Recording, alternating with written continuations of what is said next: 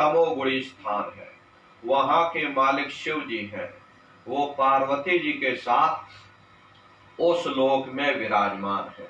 चैतन्य धार जो ऊपर से आ रही, जिसे महात्माओं ने गंगा कहा, वो अपना केंद्र बिंदु शिवलोक को बनाती है। इसीलिए शिव जी की जटा में गंगा दर्शाई जाती। इस लोक में असंख्यों जीवात्माएं रहती हैं और ये सभी जीवात्माएं शिव स्वरूप में मौजूद होती हैं। जब आप भजन करोगे और घंटे शंख की आवाज को पकड़ करके, सूरज चांद सितारों को लांग करके, और जब आप शिवलोक में पहुंचोगे और शिव जी का प्रत्यक्ष दर्शन करोगे, तो आपका स्वरूप भी शिव के समान यानी कि शिव स्वरूप हो जाएगा। जो शक्तियां शिव जी को प्राप्त होती हैं, वही शक्तियां आपको भी प्राप्त हो जाती। इतनी शक्तियां प्राप्त हो जाती हैं कि उन शक्तियों को प्राप्त कर लेने के बाद में साधक के मन में इतना गुमान पैदा हो जाता, इतना अहंकार पैदा हो जाता है कि साधक का मन करने लगता कि किसी को हम आशीर्वाद दे दें और किसी को हम श्राप दे दें। उस समय पर प्रेमी भाई बहनों, गुरु साथ में रहते हैं। इसीलिए गुरु साधक की शक्तियों का दुरुपयोग नहीं करने देते, क्योंकि यदि साधक अपनी शक्तियों का दुरुपयोग करने लग जाएगा, आशीर्वाद और श्राप उस समय देने लग जाएगा, तो साधक की शक्तियां छीड़ हो जाएंगी, खत्म हो जाएंगी। फिर ये साधक ऊपर नहीं चढ़ पाएगा। इसीलिए गुरु साथ में रहते हैं, इसलिए साधक अपनी शक्तियों का दुरुपयोग नहीं कर पाता। लेकिन इतनी शक्तियां उसको प्राप्त हो जाती हैं कि यदि उस समय साधक एक दहाड़ मार दे तो ये पूरा ब्रह्मांड कांपने लगेगा। तो शिव जी का दर्शन करने के बाद फिर यही जीवात्मा उसी घंटे शंख की आवाज को पकड़ करके फिर ऊपर की ओर चढ़ेगी, तो उसी के ऊपर आपको ब्रह्मा जी का लोक मिलेगा। प्रेमी भाई बहनों, ब्रह्मा जी का लोक वो रजोगुणी स्थान है। वहां के मालिक ब्रह्मा जी हैं। वो गायत्री, सावित्री और सरस्वती के साथ में उस लोक में विराजमान। साधक घंटे शंख की आवाज को पकड़ करके फिर ऊपर की ओर चढ़ेगा। घंटे और शंख की आवाज पकड़ करके रखनी पड़ती है।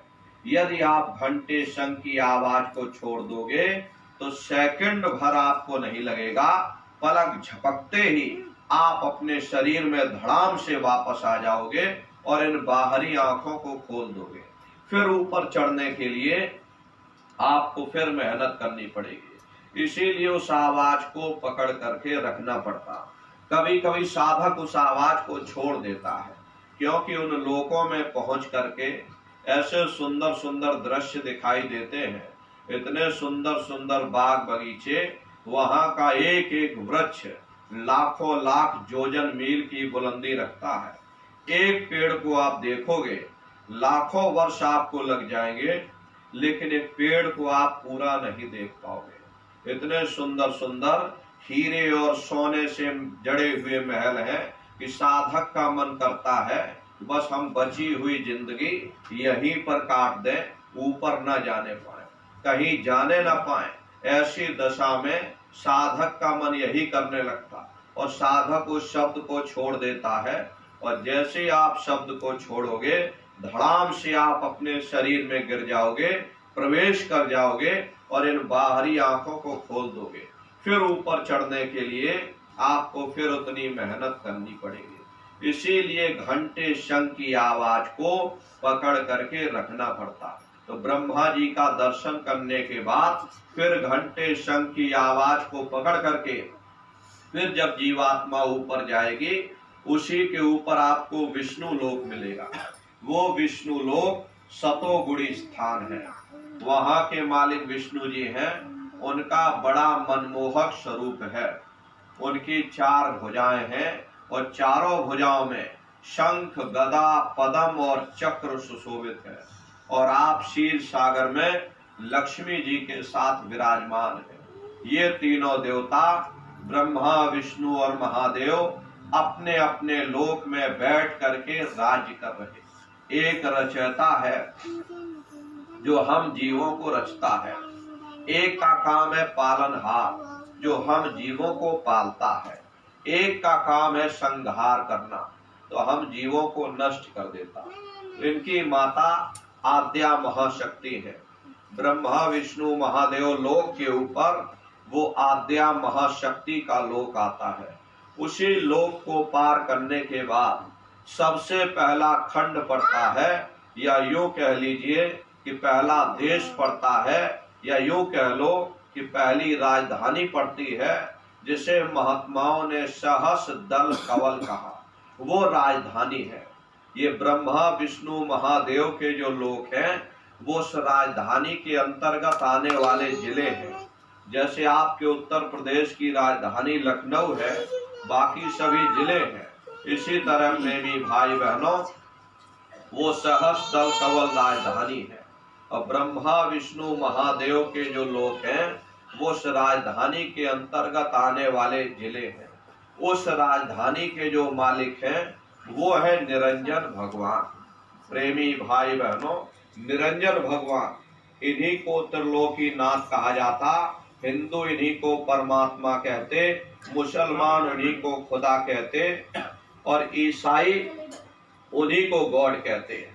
प्रेमी भाई बहनों, घंटे और शंख की आवाज जो हर इंसान के अंदर गूंज रही, वो आवाज उन्हीं के मुखार बिंद से हो रही।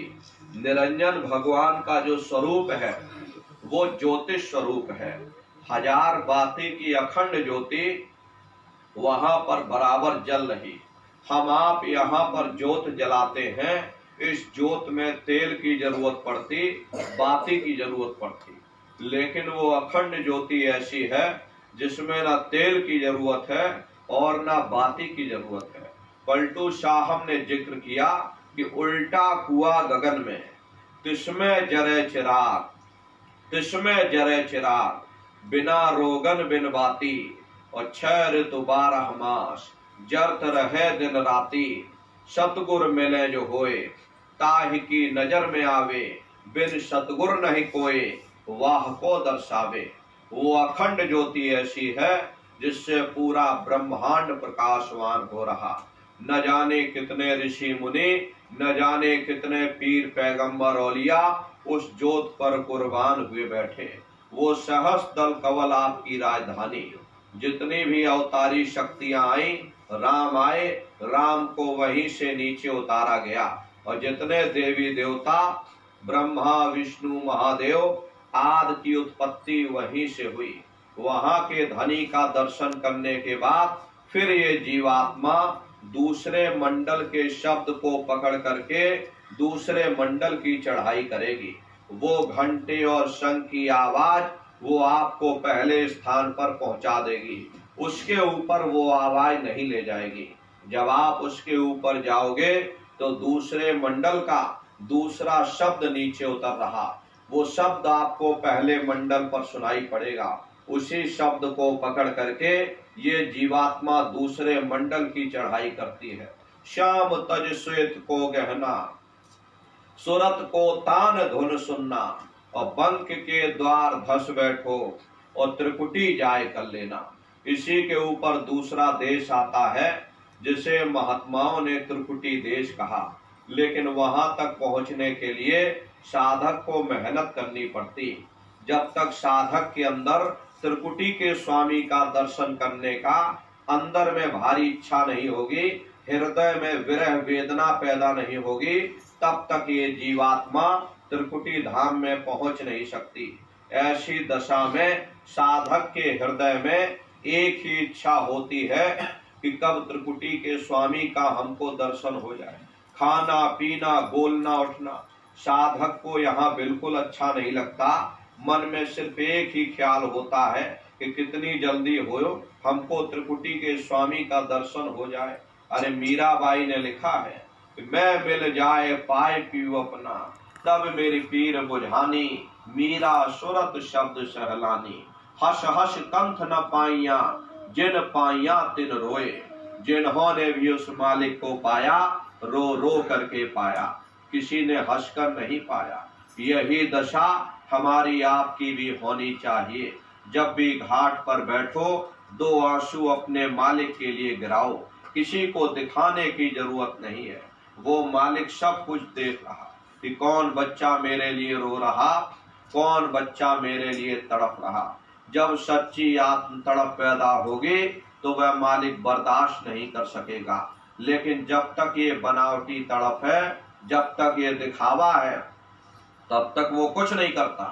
ऊपर बैठ करके सिर्फ देखता रहता है कि ठीक है, बच्चा माया के मसाले में खेल रहा, इसे स्वाद मिल जाता, ये हंसने लगता, नहीं मिलता ये रोने लगता, इसे मेरे दर्शन की कोई चाह नहीं, इसे तो दुनिया के साजो सामान की चाह है। वो ऊपर बैठ करके सब कुछ देखता रहता। लेकिन जब गुरु मिल जाते हैं, दया करके घाट पर बैठा देते, और जब साधक रोने लगता है तो वह मालिक दया कर देता। तो प्रेमी भाई बहनों, साधक के अंदर विरह पैदा हुई और शब्द को पकड़ करके ये जीवात्मा दूसरे मंडल पर यानी त्रिकुटी धाम में पहुंच गई। प्रेमी भाई बहनों, त्रिकुटी के जो मालिक हैं, दूसरे मंडल के जो स्वामी हैं, वो ब्रह्म हैं। वहीं से मन माया की उत्पत्ति हुई, वहीं से तीन गुण रजोगुण, तमोगुण, सतोगुण, तीनों गुणों की उत्पत्ति वहीं से हुई। ये जो आपके वेद हैं, वेदों को सारी दुनिया पढ़ती है, वेदों की भी उत्पत्ति उसी स्थान से हुई है। अरे महात्मा कहते हैं कि त्रिकुटी महल में विद्या सारा, घर हर गर्जे बजे नगारा, और लाल वरण सूरज उजियारा। वहां पर दो धुने, बादलों की गर्जन और मृदंग, दो धुने उस लोक में बराबर गूंजती रहती है। और ब्रह्म का जो स्वरूप है, ओम का जाप बराबर वहां होता रहता। और ब्रह्म का जो स्वरूप है वो सुबह के लाल सूर्य के समान है। ये सूरज कुछ नहीं, ऐसे लाखों लाख सूर्य इकट्ठे करोगे तो वहां का एक सूर्य बनता है। ब्रह्म का जो स्वरूप है वो सुबह के लाल सूर्य के समान, इसीलिए वहां का पूरा ब्रह्मांड लाल है। जहां तक आपकी निगाह जाएगी ब्रह्म देश में चारों तरफ आपको लाल ही लाल नजर आएगा। मीराबाई जब साधना करके वहां पहुंची, तभी मीराबाई ने लिख दिया कि लाली मेरे लाल की जित देखो त लाल, और लाली देखन में गई और मैं भी हो गई लाल। वो पूरा ब्रह्मांड ही लाल है। जितने साधक वहां पहुंच जाते हैं उन सभी को योगेश्वर कहा जाता। जैसे व्यास जी हुए, वशिष्ठ जी हुए, वाल्मीकि जी हुए, इन सब की पहुंच वहीं तक सीमित थी। इसीलिए कहा गया कि वाल्मीकि भय ब्रह्म समाना, वाल्मीकि भय ब्रह्म समाना। जब इनकी जीवात्मा वहां पहुंची, जब इन्होंने ब्रह्म का दर्शन किया, तो इनका स्वरूप भी ब्रह्म के समान यानी कि ब्रह्म स्वरूप हो गया। तो जितने साधक वहां पहुंच जाते हैं उन सभी को योगेश्वर कहा जाता। योगेश्वर भगवान श्री कृष्ण उसी देश में वास करते हैं। ये जो ब्रह्म देश है वो श्री कृष्ण भगवान का ही देश है, और श्री कृष्ण भगवान वहीं पर रहते हैं। वहां के ध्वनि का दर्शन करने के बाद यानी कि ब्रह्म का दर्शन करने के बाद फिर ये जीवात्मा तीसरे मंडल के शब्द को पकड़ करके तीसरे मंडल की चढ़ाई करती है। आगे पहुंची सुन झंकार, ररंकार धुन सुनी पुकार, आगे श्वेत शून्य है भाई, और मान सरोवर बैठ नहाई। इसी के ऊपर तीसरा देश आता जिसे महात्माओं ने शून्य देश कहा। उसी को रारंग देश, उसी को अक्षर और नेति कहा जाता। वहां के जो मालिक हैं वो रारंग पुरुष यानी कि पार ब्रह्म पुरुष है। वहां किंगरी और सारंगी ये दो धुनें उस लोक में गूंजती रहती है। और पार ब्रह्म पुरुष का जो स्वरूप है वो पूर्णमासी के चंद्रमा के समान बड़ा ही मनमोहक स्वरूप है। इसी स्थान पर प्रेमी भाई बहनों एक बहुत बड़ा अमृत का सरोवर बना है जिसे महात्माओं ने मान सरोवर कहा। वो मान सरोवर कितना लंबा, कितना चौड़ा और कितनी उसकी गहराई है, आज तक उसकी कोई था नहीं लगा पाया। महात्माओं ने सिर्फ इशारों में बता दिया। इस संसार में जो समुद्र है ऐसे अरबों खरबों समुद्र उस मान सरोवर में डाल दिए जाएं तो उसकी एक बूंद के बराबर नहीं। इतना विशाल वो अमृत का सरोवर। जब महात्माओं ने उसको देखा तो हम जीवों को समझाने के लिए किसी ने उसका नाम गंगा रख दिया, किसी ने उसका नाम जमुना रख दिया, गुरु नानक साहब ने अमृतसर रख दिया। जब ये जीवात्मा उस अमृत के सरोवर में स्नान करती है तो जन्म जन्मांतरों के मैले पाप कर्म साफ हो जाते हैं। अरे यहाँ के पानी से तुम्हारे कर्मों की सफाई नहीं होने वाली, साफ होगी जब आप तीसरे मंडल पर पहुंच करके उस गंगा में डुबकी लगाओगे। उसमें स्नान करने के बाद ये जीवात्मा हंस रूप हो जाती है। हंसन मिले हंसा हो जाई, मिले जो अमीय आहारा है। जीवात्मा का खुद का प्रकाश 16 सूर्य के बराबर। उस अमृत के सरोवर में स्नान करने के बाद 16 सूर्य के बराबर हो जाता। तब फिर यही जीवात्मा फिर शब्द की धार को पकड़ करके चौथे मंडल की चढ़ाई करती है। 2 पर्वत के संग निहारो और भंवर गुफाते संत पुकारो। 2 पर्वतों को पार करने के बाद वो बड़ा सुंदर देश आता जिसे महात्माओं ने भंवर गुफा कहा। वहां के जो धनी हैं, जो वहां के मालिक हैं, वो सोहंग पुरुष हैं। वहां बंशी यानी मुरली की मधुर ध्वनियां सदा उस लोक में उच्चारण होती रहती। और सोहंग पुरुष का जो स्वरूप है वो दोपहर के सूर्य के समान महाप्रकाशवान स्वरूप है। स्वरूप में अंतर है। पहले स्थान पर निरंजन भगवान का जो स्वरूप था वो ज्योतिष स्वरूप था। दूसरे स्थान पर ब्रह्म का जो स्वरूप है वो सुबह के लाल सूर्य के समान है। तीसरे स्थान पर पार ब्रह्म का जो स्वरूप है वो पूर्णमासी के चंद्रमा के समान है। और चौथे स्थान पर सोहंग पुरुष का जो स्वरूप है वो दोपहर के सूर्य के समान महाप्रकाशवान स्वरूप है। इतनी भारी प्रेमी भाई बहनों, वहां पर खुशबू है। वहां की खुशबू का एक कतरा बालू के कण के बराबर एक कतरा यदि संसार में डाल दिया जाए तो संसार में इतनी खुशबू फैल जाएगी कि आप बर्दाश्त नहीं कर पाओगे। बड़े विशाल विशाल वहां पर झूले लगे हैं जिस पर ये जीवात्माएं झूला झूलती हैं तो खरबों योजन आगे चली जाती हैं और फिर खरबों योजन पीछे चली जाती। उनके रहने के लिए 88,000 दीपों की रचना की गई। 88 दीप रचाए, हीरे पन्ने लाल जड़ाए। 88,000 दीपों की रचना की गई। एक एक दीप, हरे प्रेमी भाई बहनों, वहां के एक एक दीप इतने विशाल हैं। ये जो संसार आप देख रहे हो ऐसे अरबों खरबों संसार एक दीप में डाल दिए जाएं तो उसके चने के बराबर भी नहीं। इतने विशाल विशाल वहां दीप हैं। 88,000 दीपों की रचना की गई जिसके अंदर ये जीवात्माएं रहती हैं। और वहां के धनी का दर्शन करने के बाद ताके परे धाम सतनामा और 3 बजे सतलोक ठिकाना। सोहंग देश के ऊपर वो 5वां देश आता है जिसे महात्माओं ने सचखंड देश कहा। वो सचखंड देश अजर अमर अविनाशी सदा एक रस रहने वाला देश है। वहां न काल है, न कर्म है, न दुख है, न संताप है, न पुण्य है, न पाप है। प्रेमी भाई बहनों, जो जीवात्माएं वहां पहुंच जाती हमेशा के लिए जन्म मरण के बंधनों से आजाद हो जाती। वहां के जो मालिक हैं वो सत्पुरुष भगवान हैं जिनके रोम रोम में खरबों खरब सूरज चांद सितारे प्रकाशवान। वही हमारे आपके सच्चे मालिक हैं। हमको आपको वहीं से नीचे उतारा गया, फिर शब्द को पकड़ करके हम लोगों को अपने घर यानी कि सचखंड में वापस पहुंचना है। शब्द शब्द पौड़ी पर चढ़कर और पहुंचो सचखंड सतनाम। शब्द की सीढ़ी हर मंजिल पर लगा रखी। आपने भजन किया, घंटे शंख की आवाज को पकड़ा तो आप पहले स्थान पर पहुंच जाओगे।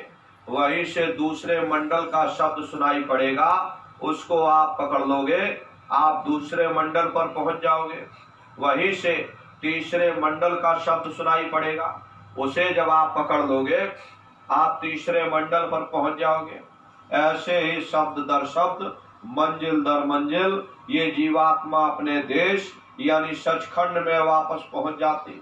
तो शब्द कब पकड़ में आएगा? जब आप भजन करोगे। और भजन कैसे किया जाएगा? एक बार फिर से आप लोग समझ लो कि प्रेमी भाई बहनों, ये आंख और कान को बंद करना, दोनों उंगली कानों में डाल करके ये कानों को बंद कर लेना और ऊंचे से ऊंचा ध्यान दे करके गौर से सीटी जैसी आवाज को सुनने की कोशिश करना, लेकिन मन को रोकने की कोशिश करिएगा। ये मन ऐसे समय पर जरूर भागेगा। आप अपने आप को कितना भी अंधेरी कोठरी में बंद कर लो, आपका शरीर बंद पड़ा रहेगा, लेकिन मन आपका सारी दुनिया में भ्रमण करेगा। कहीं बाल बच्चों में चला जाएगा, कहीं दुकान दफ्तर के बारे में सोचने लग जाओगे, कहीं खेती बाड़ी में चले जाओगे, कहीं रिश्ते नातेदारी में चले जाओगे। शरीर बेचारा यहाँ बैठा हुआ, मन दुनिया में भ्रमण कर रहा। तो ऐसे भजन से कोई लाभ नहीं होगा। तो प्रेमी भाई बहनों, मन को रोकने की कोशिश करना। जिन्होंने मार मंडाला उन्हीं को सूरमा कहना, और बड़ा बैरी ये मन घट में इसी का जीत ना कटना। अगर दुनिया में कोई हमारा दुश्मन है तो वह केवल हमारा मन है। ये मन रूपी रावण कब मरेगा? जब आप 9 द्वारों पर फतेह हासिल करके और 10वें द्वार पर चढ़ जाओगे, तब सही मायने में दशहरा मनाई जाएगी। तब सही मायने में ये मन रूपी रावण मरेगा। ये बाहर की दशहरा नहीं है जो लकड़ी का रावण बना देते हो, फूंक फांक करके घर चले जाते। अरे महात्माओं ने कहा कि भाई दशहरा कब मनाई जाएगी, विजयदशमी कब मनाई जाएगी? जब आप 9 द्वारों पर फतेह हासिल करके यहाँ 10वें द्वार पर चढ़ जाओगे, तब सही मायने में विजयदशमी मनाई जाएगी। तब ये मन रूपी रावण मरेगा। तब फिर ये जीवात्मा, इसी को महात्माओं ने राम भी कहा। एक राम दशरथ का बेटा, आपकी धर्म पुस्तकों में लिखा है, एक राम दशरथ का बेटा, एक राम घट घट में लेटा, एक राम का शकल पसारा, और एक राम है सबसे न्यारा। एक वो राम है जो अयोध्या के वासी है, एक राम घट घट में लेटे। हमारी आपकी जीवात्मा जो हर एक के अंदर मौजूद है, महात्माओं ने कहा भाई एक वो राम है। एक राम का शकल पसारा, यानी पहले स्थान के मालिक निरंजन भगवान, जिनका ये पूरा पसारा है, जिनको त्रिलोकीनाथ भी कहा जाता। प्रेमी भाई बहनों, महात्माओं ने कहा एक वो राम है, और एक राम है सबसे न्यारा, 5वें स्थान के मालिक सतपुरुष भगवान, जो हमारे आपके सच्चे पिता हैं। हमको आपको वही से उतारा गया, एक वो राम है। तो महात्मा तो उस राम की महिमा गाते हैं। कहते भाई जब ये मन रूपी रावण मर जाएगा, तब ये जीवात्मा, ये राम, ये अपने अयोध्या नगरी की तरफ चढ़ाई करेगी। और जब ये अयोध्या नगरी में पहुंचेगी, यानी निरंजन भगवान के देश में सहस्त्रदल कवल में पहुंचेगी, वहां जब ज्योतिष स्वरूप का दर्शन करेगी, तब सही मायने में दिवाली मनाई जाएगी। तो ये तो महात्माओं का अपना एक आध्यात्मिक उद्देश्य रहा। मोटी मोटी बात आप लोग समझिए कि भजन कैसे करोगे। आंख और कान को बंद कर लेना और ध्यान दे करके गौर से उस आवाज को सुनने की कोशिश करना, मन को रोकने की कोशिश करना। मन जब रुकेगा जब आप शब्द सुनना शुरू कर दोगे। धुन सुनकर मन समझाई, कोट जतन यह मन नहीं जागे। धुन सुनकर मन समझाई, तब से तब कर थाक रहे हैं, जती रहे जतलाई। विद्या पढ़ पढ़ वेद बखाने, और विद्या बल सब जाई। बुद्धि चतुरता काम न आवे, आलिम रहे पछताई। और अमल का दखल नहीं है, अमल शब्द लो लाई। गुरु मिले जो धन का भेदी, शिष्य विरह धरि आई।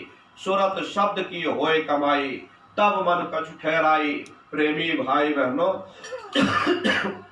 तो धुन सुनकर शब्द को जब आप पकड़ लोगे, ये मन रुकने लगेगा। तो आपको कैसे भजन करना है अच्छी तरह समझ लो। आंख और कान को बंद करना, ऊंचा ध्यान दे करके सुनिएगा। सीटी जैसी आवाज मिलेगी, उसको आप पकड़ लेना, उसको आप सुनते रहना, सुनते सुनते उसी में लीन हो जाओ। जब आप उसमें लीन हो जाओगे, कुछ समय बाद में आपको फिर अनुभव होगा कि कहीं बड़ी दूर से एक महीन आवाज, घंटे और शंख की आवाज हमारे कानों में गूंज रही। जब घंटे शंख की आवाज सुनाई पड़ने लग जाए, तब आप सीटी की आवाज को छोड़ देना और घंटे शंख की आवाज को पकड़ लेना। एक बार प्रेमी भाई बहनों, आप उस आवाज को पकड़ लो, फिर वो आवाज आपको नहीं छोड़ेगी, खींच करके शरीर से अलग कर देगी। फिर रोज आना, रोज जाना, रोज ब्रह्मांडों की सैर करना, रोज देवी देवताओं के दर्शन करना, रोज आसमानों की उड़ान भरना और रोज अपने शरीर में, अपने घोंसले में प्रवेश कर जाना। बड़ी भारी इसकी रफ्तार होती, पलक झपकते यह जीवात्मा फिर खरबों जोजन ऊपर चली जाती। अरे आप शरीर से जाओगे, बंबई घूमने जाओगे, 2 दिन आपको बंबई पहुंचने में लग जाएगा। पहले टिकट खरीदोगे, बस पर चढ़ोगे, रेलगाड़ी पर चढ़ोगे। बंबई ही क्या, पूरी दुनिया का चक्कर लगाकर यहाँ आ सकते। सेकंड भर के अंदर पूरी दुनिया घूम करके वापस यहाँ आ सकते। इतनी भारी आपकी रफ्तार होगी। ये कब संभव होगा? जब आप भजन करोगे। भजन का मतलब है भजो, अपने घर वापस चलो। तो सुमरन, ध्यान और भजन, ये 3 क्रियाएं आपको बताई गई। नित्य नियम से आप लोग करिएगा। और इसी उद्देश्य के लिए आपको ये मानव तन मिला है। मनुष्य शरीर पाने का एकमात्र यही उद्देश्य है कि चलो ठीक है, तुमको अब की बार मौका दिया जा रहा, ये मनुष्य शरीर तुमको दिया जा रहा, समय रहते अपनी जीवात्मा के कल्याण के लिए थोड़ा बहुत विचार कर लो। वरना अगर ये समय निकल गया, ये श्वासों की पूंजी समाप्त हो गई, तो दोबारा ये मानव तन नहीं मिलने वाला। अरे हम लोग कहते हैं कि भाई हमारी उम्र बढ़ रही, अरे आपकी उम्र बढ़ नहीं रही, आपकी उम्र दिन प्रतिदिन कम होती चली जा रही। ये जो श्वासों की पूंजी आपको मिली हुई, ये दिन प्रतिदिन घटती चली जा रही। एक समय ऐसा आएगा, ये बुलबुला फूट जाएगा। उस समय प्रेमी भाई बहनों, आप बहुत पछताओगे, बड़ी भारी पछतावा होगी। मामूली कष्ट नहीं होता, मौत के समय में घनघोर पीड़ा होती है। सहजोबाई ने कहा है कि सहजो मौत आईया, अंग अंग दिया तोड़, और हिया जरे छाती फटे, उठे पीर घनघोर। गुरु महाराज सत्संग में कहते थे कि जैसे 1 लाख बिच्छू एक साथ हमारे जिस्म पर डंक मारे, उससे भी लाखों करोड़ों गुना ज्यादा मौत के समय में दर्द होता है। जब मृत्यु आती है तो किस तरह से प्राण निकलते हैं। देखो प्रेमी भाई बहनों, जैसे संसार में महाप्रलय आती है, तो महाप्रलय के समय क्या होता, सबसे पहले पूरी पृथ्वी ढह जाती।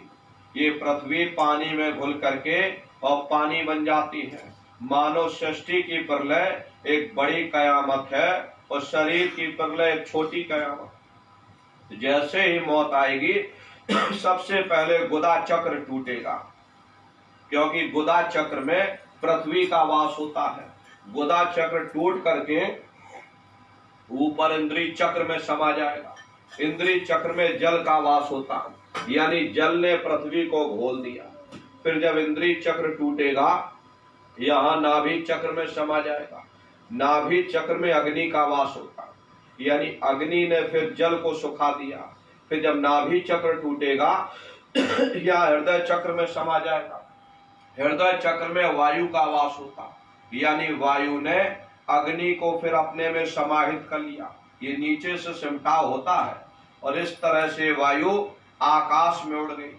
जब यह कर्म कला उपजावे, बुद्धि सुरत की आन दबावे। जब यह जीवात्मा 5 तत्वों को लांग करके, जल पृथ्वी अग्नि वायु आकाश, 5 तत्वों को लांग करके ऊपर की ओर आती है, तो काल दाढ़ में आन दबानी। और जब ढरके नैनन से पानी, जब काल अपनी दाढ़ में दबाता, उस समय नेत्रों से पानी निकलता। इंद्रियां टूट टूट करके चकनाचूर हो जाती। सब रिश्ते नातेदार खड़े रहेंगे। डॉक्टर, वैद्य, हकीम सब आपको घेरे रहेंगे, लेकिन आप अपनी पीड़ा को अपने मुख से बयान नहीं कर पाओगे। सिर्फ आपके नेत्रों से अश्रु टपकेंगे। यमदूत आते हैं और प्रेमी भाई बहनों सारे चक्र टूट जाते, प्राणों की डोरी को तोड़ देते, और जैसे प्राणों की डोरी टूटी, ये जीवात्मा को खींच करके इस शरीर से अलग कर दिया जाएगा। और जैसे जीवात्मा शरीर से अलग हुई, ये शरीर आपका मिट्टी हो जाएगा। प्रेमी भाई बहनों, फिर इस मिट्टी को आप जल्दी जल्दी उठाते हो कि भाई जल्दी करो। अब ये शरीर मिट्टी हो गया, अब इसको देखने में भी डर लगता है। कोई एक रात अपने घर में उस शरीर को, मुर्दा को रखने के लिए तैयार नहीं होता कि भाई अब इसकी शक्ल देखने में डर लग रहा, ले जाओ इसको जल्दी से और ले जा करके शमशान भूमि पर जलाकर राख कर दो। और जो इसने कपड़े पहने, जो भी इसके बिस्तर है, सबको जला करके राख कर दो। उसने जो आभूषण पहने हैं वो जरूर निकाल लो, क्योंकि वो अशुद्ध नहीं है, लेकिन उसके बिस्तर अशुद्ध है, उसको भी जलाओ। उसका सामान अशुद्ध हो गया, उसको भी जला दो। सब जला करके राख कर दो। प्रेमी भाई बहनों, इसी को तो स्वार्थ की दुनिया कहते हैं। उसके पहनी हुई चीज, उसके आभूषण सब उतार लोगे, कहोगे भाई ये अशुद्ध नहीं हुआ, लेकिन उसका बिस्तर, जहां वो लेटा था, जहां बैठा था, जो कपड़े ओढ़े थे, सब उठा करके जला करके राख कर दोगे, कह दो भाई अशुद्ध हो गया। महात्मा कहते हैं कुटुंब परिवार मतलब का बिना धन पास नहीं जाए। ये रिश्ते नातेदार, ये कुटुंब परिवार वाले, ये सगे संबंधी, ये सब रिश्ते नातेदारी, ये सब स्वार्थ के संगी साथी। अरे आज आपकी जेब में पैसा है तो सब जैसे तैसे आपसे रिश्ते नातेदारियां कायम कर लेंगे। आज आपकी जेब खाली हो जाए तो बेटा बाप को बाप कहने के लिए तैयार नहीं होता। आप रोज कचहरियों में मुकदमों का हाल देखते हो। यदि किसी पिता ने बंटवारा करते समय किसी बेटे को 1000 रुपया कम दे दिया या 1 बीघा जमीन कम दे दी, बेटा बाप का दुश्मन बन जाता, उसे ले जाकर कचहरियों में खड़ा कर देता। अरे अपना यहाँ क्या है? ये सब स्वार्थ के संगी साथी, ये सब स्वार्थ की दुनिया है। कोई किसी के काम नहीं आता, न कोई किसी को याद करता। एक बार आप चले जाओगे, 10-12 दिन याद करोगे, 13वें दिन पूड़ी पकवान बना करके खा पी करके। और प्रेमी भाई बहनों, कोई किसी को याद नहीं करता। अभी बूढ़े बुजुर्गों से पूछा जाए कि आपको अगर अपने माँ बाप की याद आती है, तो उन बूढ़े बुजुर्गों को माँ बाप की याद नहीं आती, क्योंकि उनके सामने उनके बच्चे कच्चे हो गए, उनके नाती पोता पंती संती हो गए, उनके अंदर और उनके सामने यादें बस गई, इसलिए पीछे की यादें नहीं रहती। तो प्रेमी भाई बहनों, फिर आपको कोई याद करने वाला नहीं रहेगा। ले जा करके शमशान भूमि पर जला करके आपको राख कर दिया जाएगा। आपके सब साजो सामान को जला करके राख कर देंगे। आपका प्रेमी भाई बहनों नाम, आपकी जात बिरादरी, आपकी कौम कौमियत, आपका मजहब, आपकी शानो शौकत सब शमशान भूमि पर जल करके राख हो जाएगी। उधर तो ये कार्यक्रम खत्म हो गया, अब इधर देखो क्या होता है। जीवात्मा को ले जाकर और धर्मराज की कचहरी में पेश कर दिया जाए। अब विचार करिएगा कि कितने समय बाद, एक बार जब मनुष्य शरीर छूट जाता है, दोबारा कितने युग बीत जाते हैं, तब दोबारा मनुष्य शरीर मिलता है। जरा आप उस पर अब विचार करो। ले जा करके प्रेमी भाई बहनों जीवात्मा को और धर्मराज की कचहरी में पेश कर देंगे। वहां पलक झपकते ही तुम्हारे अच्छे बुरे कर्मों का हिसाब हो जाएगा। धर्मराज तुमको सजा सुना देंगे, ले जाओ इनको फलाने नर्क में ले जाकर डाल दो।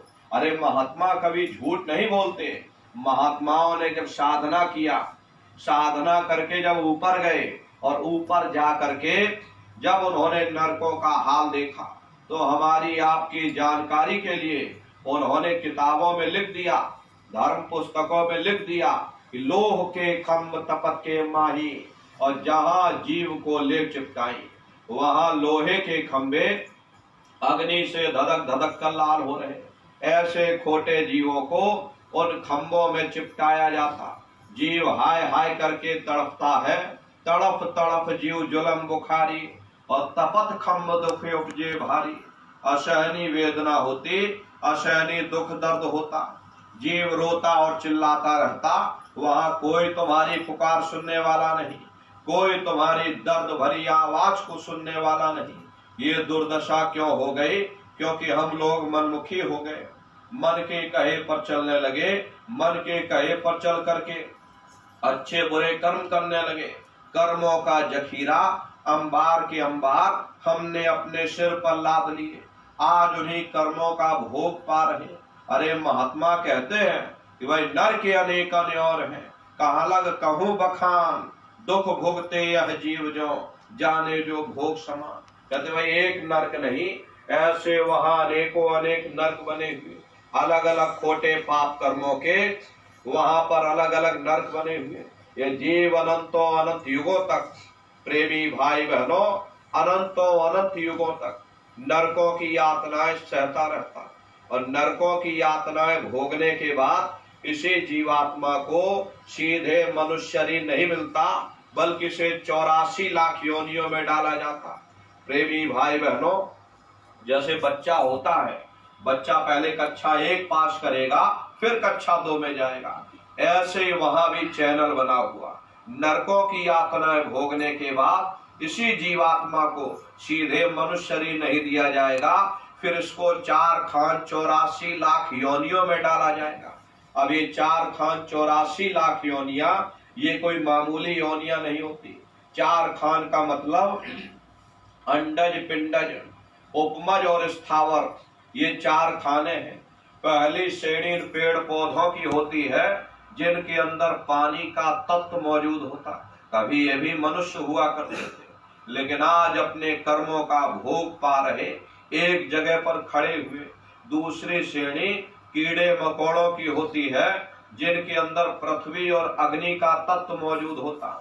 तीसरी श्रेणी पंछियों की होती, और चौथी चौपाई जानवरों की होती है, और 5वीं स्वयं इंसान की आती, जिसके अंदर 5 तत्व जल पृथ्वी अग्नि वायु आकाश 5 तत्व मौजूद होते। तो ये 4 खान हैं, इनकी अलग अलग कुल 84 लाख योनियां बटी हुई हैं। अब आप पेड़ पौधों को देखिए, नीम का पेड़ अलग है, आम का पेड़ अलग है, पीपल का पेड़ अलग है, ऐसे अलग अलग प्रजातियों के कीड़े मकोड़े, अलग अलग प्रजातियों के पशु पंछी, कुल मिलाकर के 84 लाख योनियां हैं।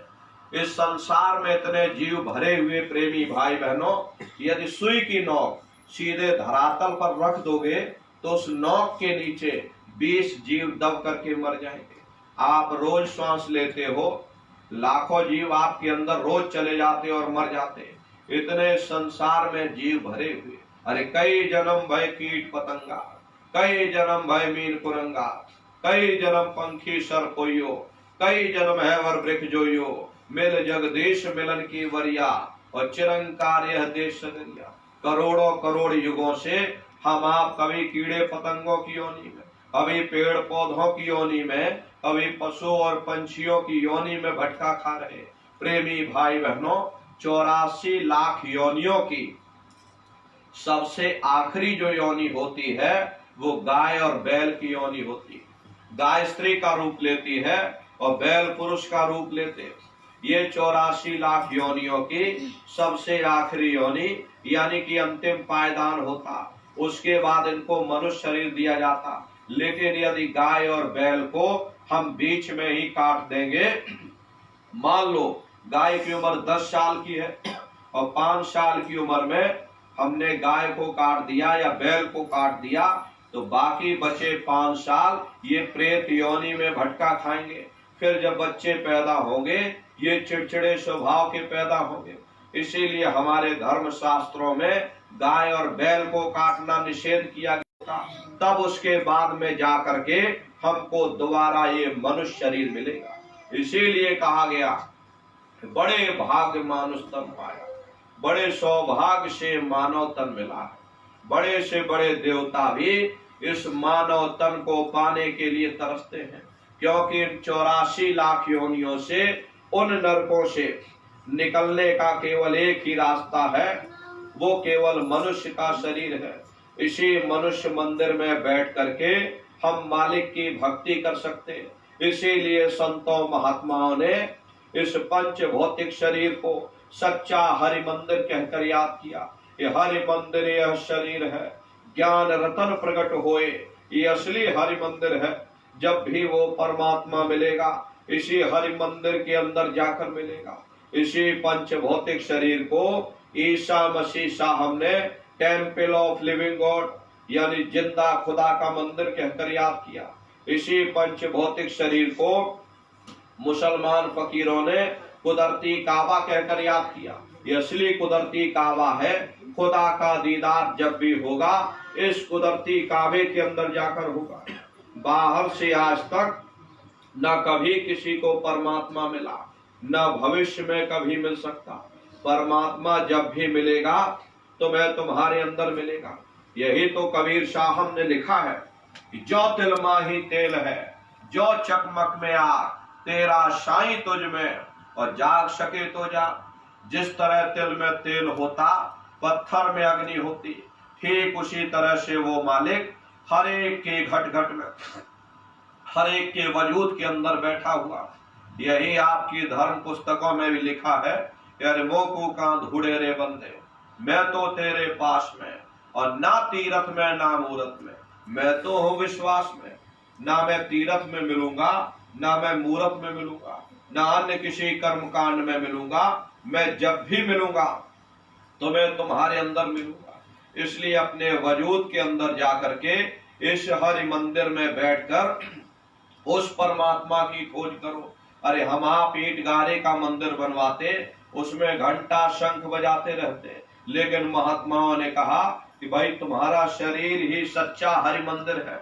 इसी हरि मंदिर के अंदर वो घंटे और शंख की आवाज रात दिन गूंज रही। एक बार उस आवाज को पकड़ लो, ये जीवात्मा वहीं पहुंच जाएगी जहां वो परमात्मा बैठा हुआ। तो सुरत शब्द नाम की कमाई, सुमरन, ध्यान और भजन, ये तीन क्रियाएं आपको बताई गई। रास्ता बिल्कुल सच्चा है, आप करोगे आपको अनुभव होगा, दिखाई भी देगा, सुनाई भी देगा। लेकिन इतना ध्यान रखिएगा, जो भी दिखाई या सुनाई पड़े आप लोग किसी को बताइएगा नहीं। बहुत से प्रेमी भाई बहन गलती कर देते और खुशी के मारे दूसरों को बता देते कि हमको ऐसे ऐसे नदी, पेड़, पहाड़, जंगल दिख रहे, या ऐसे ऐसे देवी देवता दिख रहे। अगर आप दूसरों को बता दोगे, वो ऊपर बैठा हुआ वहीं से बंद कर देगा, फिर दिखाई सुनाई देना हमेशा के लिए बंद हो जाएगा। ये गूंगे की मिठाई है, ये परमार्थी दौलत है। अरे अपनी कमाई हुई दौलत को आप कितना अपने अंदर छुपा करके रखते, अलमारी में ताले में बंद करके रखते हो। कोई बाजार में ढिढोरा नहीं पीटता कि मेरे घर में इतनी दौलत रखी।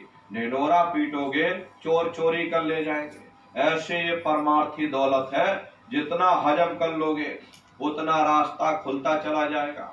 तो भजन, ध्यान, स्मरण नित्य नियम से करिएगा। एक दिन का नागा आपको एक महीना पीछे ले जाएगा, इसलिए नागा नहीं होना चाहिए। अरे शरीर को भोजन देते हो, सुबह दोपहर शाम खाते रहते, लेकिन कभी आपने विचार नहीं किया ये जीवात्मा जो जन्म जन्मांतरों से भूखी प्यासी बैठी, कभी आपने इसको भोजन नहीं दिया। अरे इसका भोजन शब्द है, इसका भोजन नाम है। अपना ये नियम बना लो कि पहले अपनी जीवात्मा को भोजन देंगे, फिर अपने शरीर को भोजन देंगे। अगर ये नियम आपका बन गया तो आपका लोक भी बन जाएगा और परलोक भी बन जाएगा। घर बार छोड़ने की जरूरत नहीं है, बाल बच्चों को छोड़ने की जरूरत नहीं है, समाज छोड़ने की जरूरत नहीं है, जात बिरादरी बदलने की जरूरत नहीं है। अरे जात पात के रगड़े झगड़े ये हमारे अपने नहीं, ये सिर्फ हमारे मन की खुराफात है। अरे आप सभी लोग बुद्धिमान पढ़े लिखे व्यक्ति हो, अपनी अपनी बुद्धि से स्वयं विचार करो। जब गुरु नानक साहब नहीं आए थे तब कोई सिख नहीं था, जब मोहम्मद साहब नहीं आए थे तब कोई मुसलमान नहीं था, जब ईसा मसीह साहब नहीं आए थे तब कोई ईसाई नहीं था। और पीछे लौटते चले जाओ तो केवल मनुष्य ही मनुष्य रह जाते। ये रगड़े झगड़े किसने पैदा किए?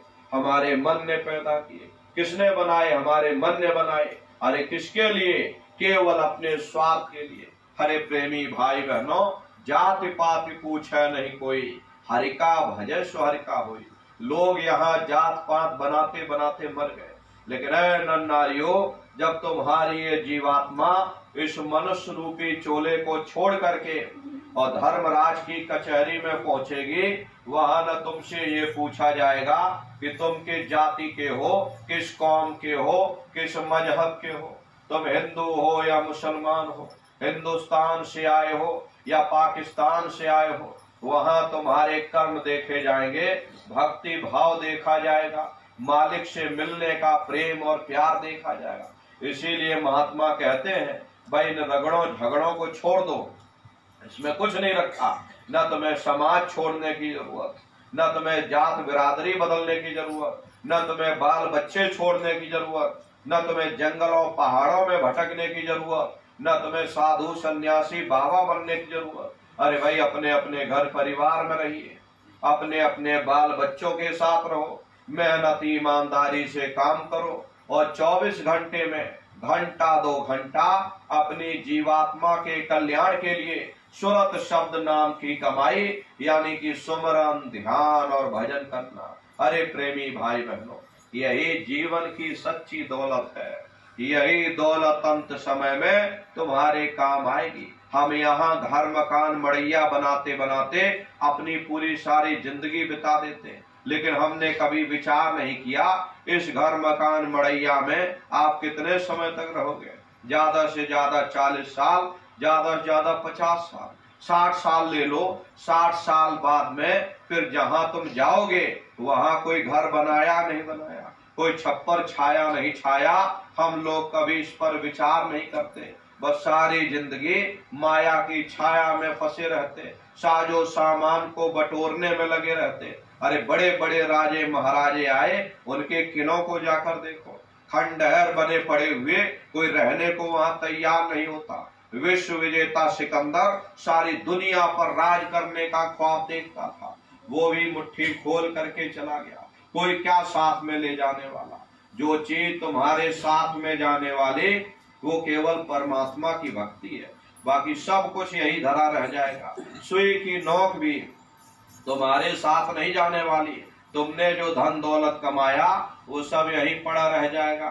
जो आएंगे वो इसका इस्तेमाल करेंगे, फिर वो भी चले जाएंगे, फिर जो आएगा वो उसका इस्तेमाल करेगा। अरे प्रेमी भाई बहनों, ऐसे ये चलता रहता, लेकिन हम अगर ये सोचें कि हम ये सब उठा करके अपने साथ ले जाएंगे तो सुई की नोक नहीं जाने वाली, सब कुछ यही धरा रह जाएगा। जो चीज तुम्हारे साथ में जाने वाली है वो केवल परमात्मा की भक्ति है।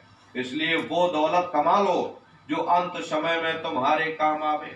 प्रेमी भाई बहनों, इस मोह माया के संसार को थोड़ा कम करो। जितना मोह माया में फंसोगे उतना ही दुखी होते चले जाओगे। दुख का एक ही कारण होता है, मोह माया का संसार। अरे प्रेमी भाई बहनों, अगर हमें किसी से मोह नहीं तो हम कभी दुखी नहीं हो सकते। स्वयं विचार करो, अपनी बुद्धि से विचार करिएगा। हम नहीं कह रहे कि आप अपनी बुद्धि लगाओ। अरे प्रेमी भाई बहनों, आप अपनी बुद्धि से विचार करो। अब हमारी बुद्धि से काम नहीं चलेगा। आप स्वयं बुद्धिमान हो, पढ़े लिखे व्यक्ति हो, स्वयं अपनी बुद्धि से विचार करिएगा।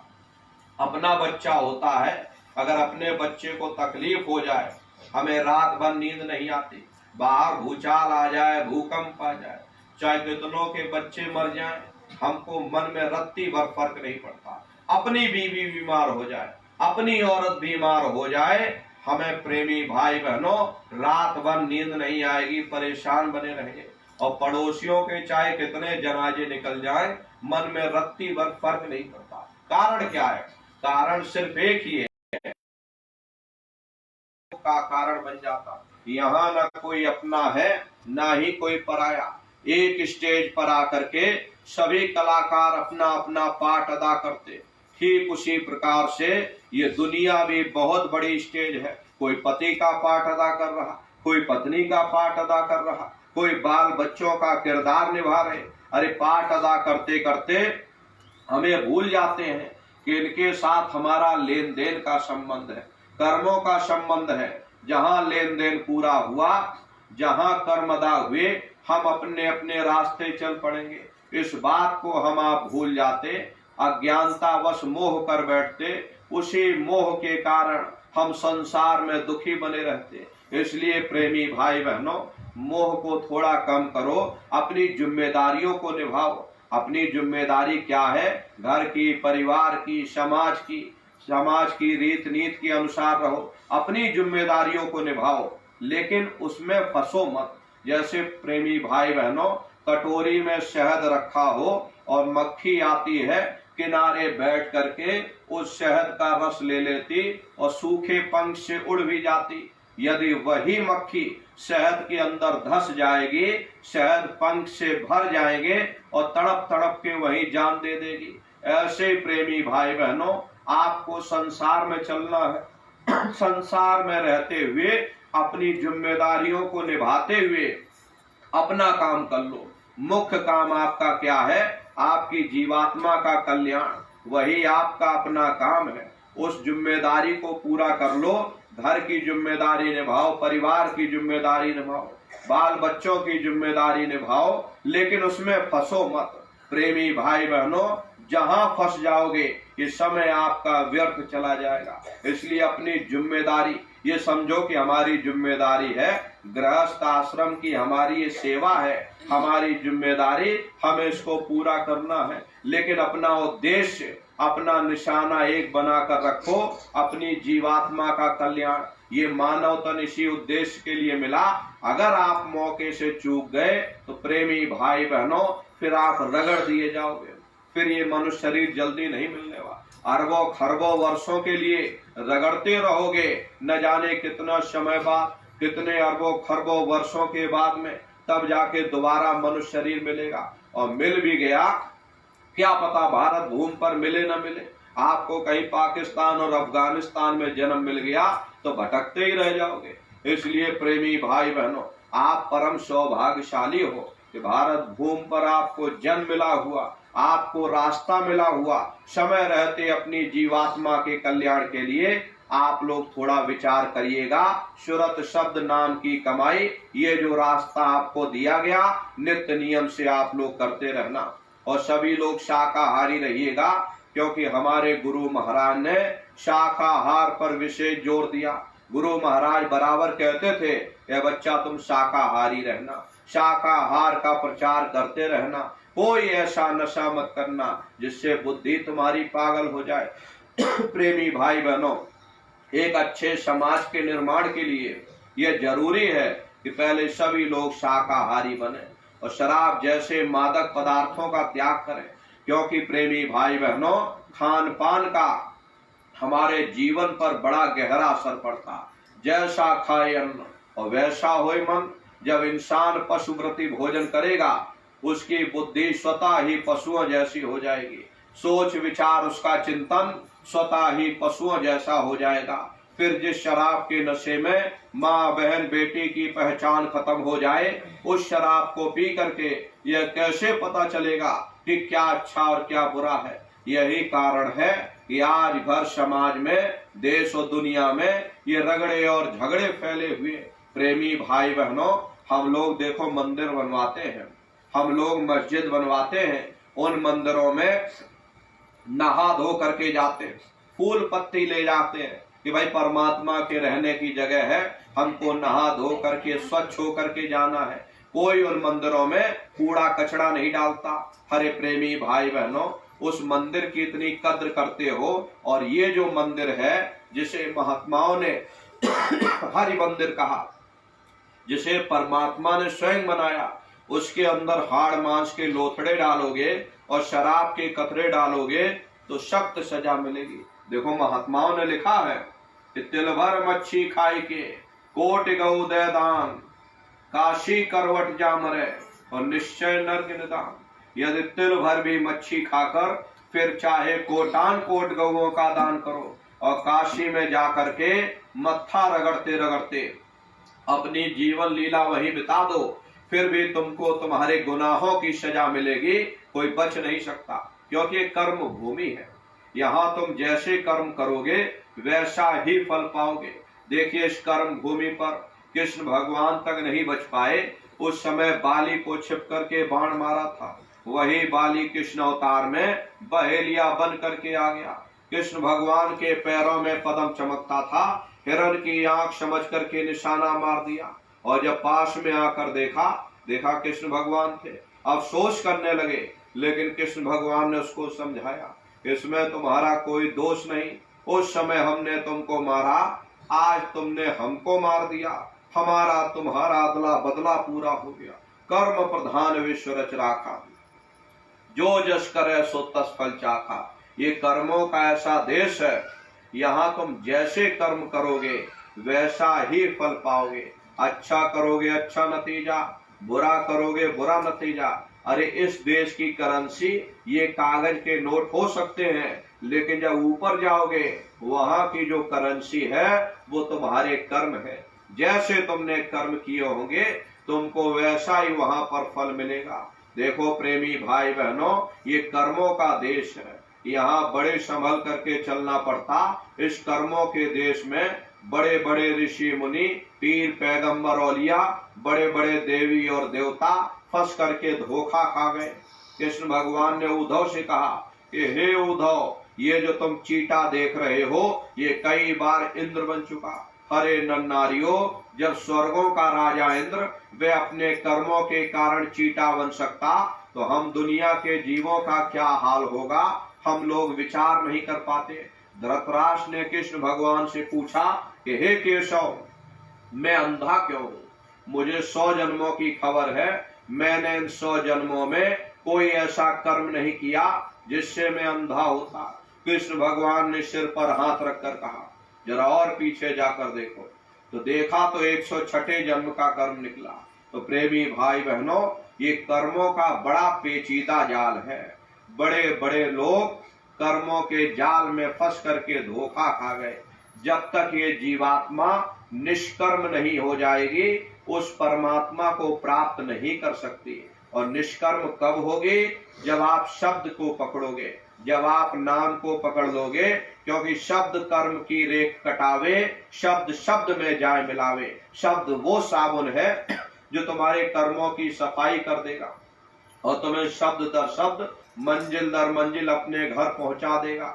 जिस वक्त से तुम घंटे शंख की आवाज को सुनने लगोगे, आप अपनी आंखों से देखिएगा कैसे कर्मों की सफाई होती है। ये कर्मों के अंबार, जन्म जन्मांतरों के पहाड़ जो लदे हैं वो तुम्हारी आंखों के सामने धुलते हुए तुम्हें दिखाई पड़ेंगे। गंगा जी अंदर बह रही है। वो प्रेमी भाई बहनों, जब तुम शब्द को पकड़ लोगे तो शब्द रूपी अमृत में ये जितने तुम्हारे कर्म हैं ये सब बहते तुमको दिखाई पड़ेंगे। और एक समय ऐसा आएगा ये कर्मों की सफाई हो जाएगी, ये अंदर का पट चमचम चमचम चमकेगा। तो प्रेमी भाई बहनों, ये 3 क्रियाएं आपको बताई गई, सुमरन, ध्यान और भजन। ये 3 क्रियाएं आप नित्य नियम से अपने अपने घर में बैठकर करिएगा। रास्ता बिल्कुल सच्चा है, आप करोगे आपको अनुभव होगा, दिखाई देगा और सुनाई देगा। और जब बोलो जय